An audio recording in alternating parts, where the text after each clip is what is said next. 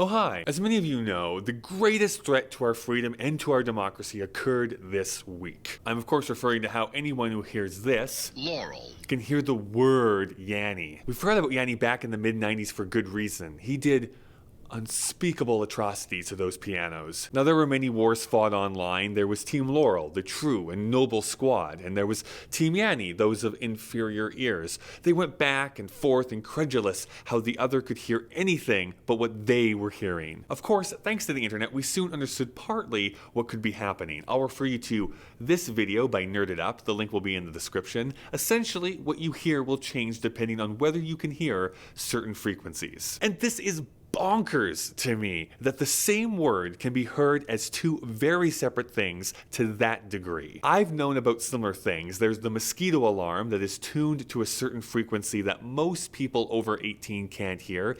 It's meant to deter loitering by no good punks. I think this is on another level, but it also makes so many other things make sense to me. As a person who often finds himself in the center of most arguments, not agreeing fully with the people on this side or fully agreeing with the people on the opposite side. My working theory has been that most are not listening to what the other person is saying. But now I wonder if they are, but simply can't hear what the other person is saying. What? So there's been that philosophical question that most people start to ask the first time they try pot. Like, how do you know that the blue that I'm seeing is the blue that you're seeing? So profound. But it is true in many cases. When it comes to visuals, I'll never know truly what you're seeing, and you'll never be able to see the myopic, hazy version of the world that I see on a daily basis. This cultural moment is proving that fundamentally there are many people experiencing the world in a completely different way than us. This can reveal why people hate certain genres of music. I know you don't get goosebumps when Bernadette Peters and Mandy Patinkin duet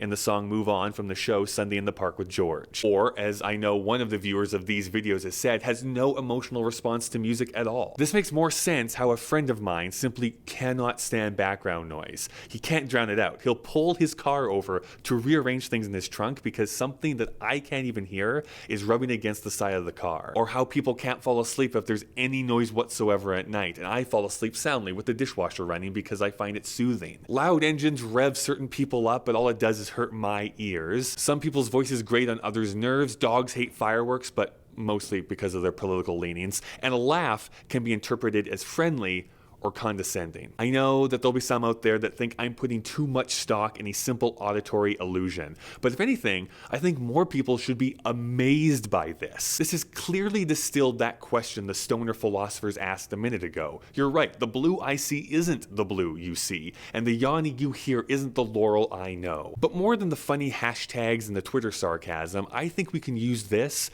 as a teachable moment to prove another cliched saying, what we say is not always what is heard, although this time that's literal. I'm constantly interested in opening up dialogue and talking with others. I have this crazy idea that even with different philosophies and worldviews, we can live in a civil society that doesn't melt down over every issue. Except if we're talking about Nazis. Those guys. But perhaps part of the issue is that the visual and auditory landscape is so different to us that it's alien to try and even understand the other person. So what we need to do is carry around these little boxes that change frequencies around us. Call it the I can't hear you, and it will make it so that you can hear what I'm hearing and vice versa. Boom. World peace. Or maybe a slightly more realistic thing to do is start with things we can agree on and broaden out from there. Also not easy, but who said diplomacy was? Stalin. It was Stalin.